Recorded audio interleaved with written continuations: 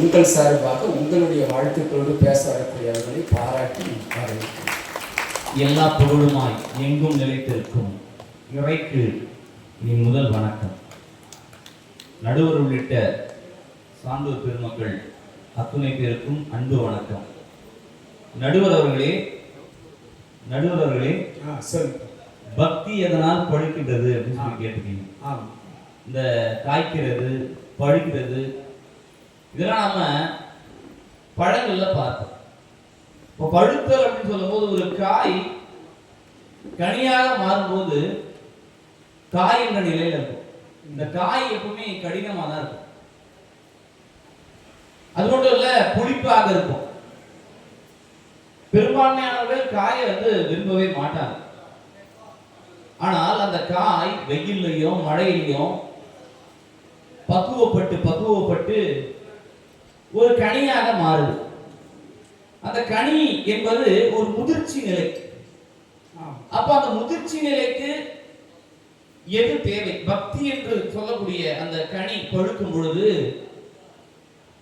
அதுக்கு மிக முக்கியமான ஒரு காரணம் என்ன அப்படின்னு கேட்டா அது தியாகம் தான். ஏன் அப்படின்னு சொன்னா இந்த மனித வாழ்க்கையும் அப்படிப்பட்டதுதான். இந்த மனித வாழ்க்கையில மும்மலங்கள் இருக்கு. ஆணவம், கண்மம், மாயை. இந்த மூன்று மலங்களும் காயாக இருக்குது. இதை எதை வைத்து நாம் கனியாக்கலாம் அப்படின்னு சொன்னா தியாகத்தின் வழியாகத்தான் செய்ய முடியும். என்ன தியாகம்? இப்போ கடவுள் கிட்ட போய் எல்லாரும் சரணாகதி அடைகிறாங்க. சரணாகதி அடைகிறவங்களுக்கு கடவுள் காட்சி கொடுக்கிறார். எல்லா அடியவர்களுக்கும் கடவுள் எப்போ காட்சி கொடுக்கிறாரு? அவர்கள் எப்பொழுது தியாகம் என்ற உச்ச நிலைக்கு போறாங்களோ, தான் என்ற அந்த அகந்தையை மறக்கணும், நான் என்று சொல்லக்கூடிய அந்த செருக்கை அறுக்கணும். அப்பொழுதுதான் அங்கே பக்தி பழுக்குது. ஆனா இங்க கானத்தால் அப்படின்னு பேசுறாங்க. நம்முடைய பாவலர் ஒருவர், அவர் யாருன்னு கேட்டா அவரு இசை பூகம்பம். அவர் ஆமா, இசை புயல்லாம் இருக்குல்ல, இசை தென்றல்லாம் இருக்குல்ல, அவர் ஒரு இசை பூகம்பம். எனக்கு அந்த மாதிரி இசையா பாடலாம் வராது.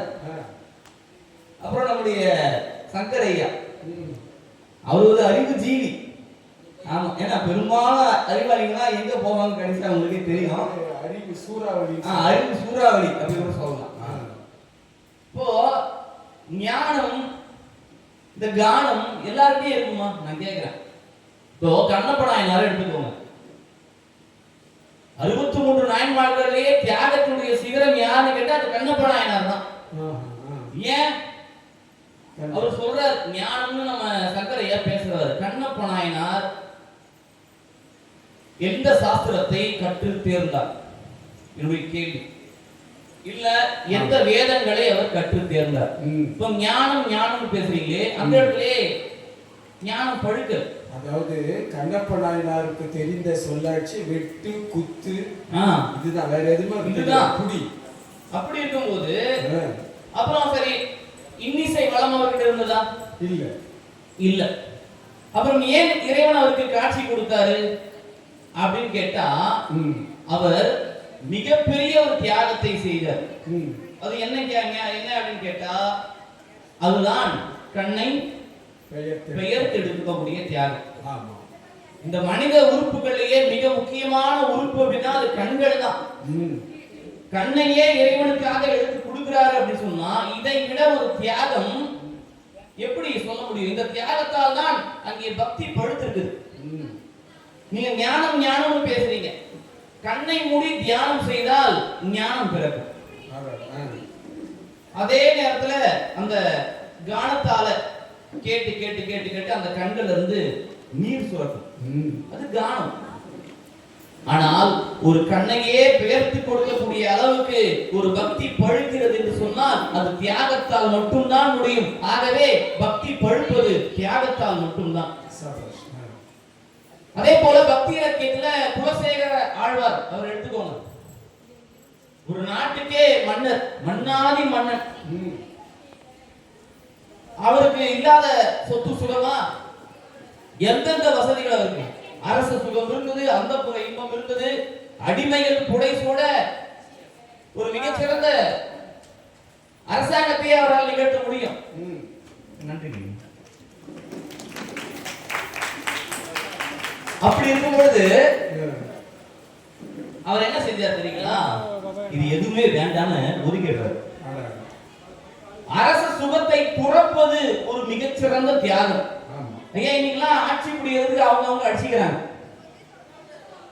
ஆனா மன்னர் என்ற நிலையிலிருந்து தன்னை ஒரு அடியவர் என்ற நிலைக்கு கொண்டு போறார் பாத்தீங்களா? இதை விடவா ஒரு பெரிய தியாகம்? அந்த தியாகத்தால் தானே கடவுளுடைய அருளாசை அவருக்கு கிடைச்சது. இன்னும் சொல்லிக்கிட்டே போகலாம். ஆண்டாளுடைய அந்த அகத்தியாகம், இல்லறத்தையே அவங்க தொடர்றாங்க. அந்த மன வாழ்க்கையே வேண்டாம்னு சொல்றாங்க. அவங்க சொல்றாங்க, வாரணம் 1000 சூட வலம் செய்து நாரணன் நம்பி நடக்க அப்படின்னு கனவில் கூட யார நினைக்கிறாங்க? அரங்கனைத்தான் நினைக்கிறாங்க. அப்போ இந்த உலகியல் இன்பங்கள் அத்தனையும் மங்கள நான் சுடக்கூடிய அந்த ஆசை எதுவுமே வேண்டாம், நாராயணா நீ இருந்தா போதுப்பா. அப்போ இதுதான் தன்னை துறப்பது, தன்னையே தியாகமாக கொடுப்பது. நடுவர் அவர்களே, ராவணன் ஞானம் பேசுறாங்க. ராவணனை விட சகல ஞானமும் கொண்ட ஒரு அடியவர் இந்த உலகத்திலே கிடையாது. வேதங்களை கற்று தேர்ந்தவர், ஆக சிறந்த சிவபக்தர். ஆனால் அவருடைய பக்தி வென்றதா? இல்லை, அவருடைய பக்தி தோற்றது. ஏன் அப்படின்னு கேட்டா, ஆசையை துறக்கக்கூடிய அந்த தியாகம் என்பது ராவணனிடத்தில் இல்லை. ஆகையால் அந்த இடத்துல அவருடைய பக்தி என்பது பழுக்காமல் போனது. அப்போ ஞானம் என்பது சில இடங்களில் பழுக்காமல் போகும், பக்தியினுடைய ஞானம் என்பது பழுக்காமல் போகும். ஆனால் தியாகம் அப்படிப்பட்டது கிடையாது. அதே போல காரைக்கால் அம்மையார் எடுத்துக்கோங்க.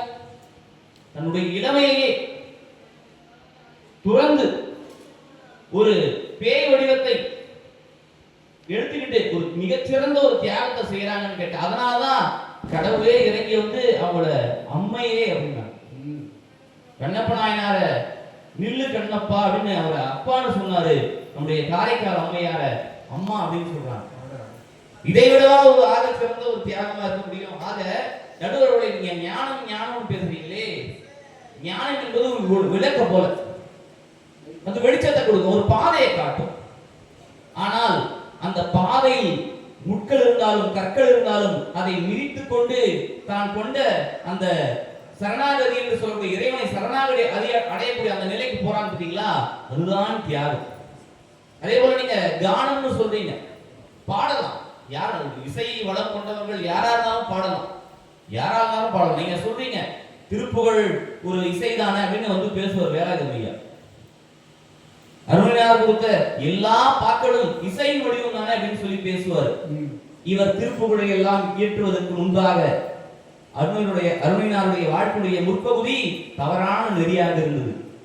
அவரது வாழ்க்கையுடைய பிற்பகுதி தவ நெறியாக மாறியதற்கு காரணம் என்ன தெரியுங்களா? தான் இந்த சிற்றின்ப வாழ்க்கையை வெறுத்து பேரின்ப நிலையை அடைய வேண்டும் என்பதற்காக முருகப்பெருமான் தான் தன்னுடைய சரணாகதி என்று நினைத்து தன்னுடைய உயிரையே தியாகம் செய்ய முற்பட்ட போதுதான் முருகப்பெருமான் அவரை தடுத்தாட்கொண்டார் என்று சொன்னால் அந்த தியாகம் தான் பக்தியின் வழியாக பழுக்கிறது என்று கூறி, நடுவர்களே, நம்முடைய இந்திய திருநாடு நாளைய தினம் 80ஆம் ஆண்டு அமுத பெருவிழாவை கொண்டாட இருக்கிறது. சும்மா கிடைக்கவில்லை இந்த இந்திய சுதந்திரம். தண்ணீர் விட்டோ வளர்த்தோம் சர்வேசா, இப்பயிரை கண்ணீரால் காத்தோம் கருக திருவள்ளுவர் என்று பாரதியார் முழங்குவார் பாத்தீங்களா? அப்படி எத்தனையோ தியாகிகளுடைய தியாகத்தால் விளைந்ததுதான் இந்த இந்திய சுதந்திரம் என்பதை இந்த சுதந்திர திருநாள் விழாவில் பெருமையோடு சொல்லி, தேச பக்தியிலும் தியாகம் தான் பழுத்திருக்கிறது என்று கூறி நல்ல வாய்ப்புக்கு நன்றி கூறியிடம் சார்கிறேன். நன்றி, வணக்கம். நீண்ட நேரம் பேசக்கூடிய பேச்சு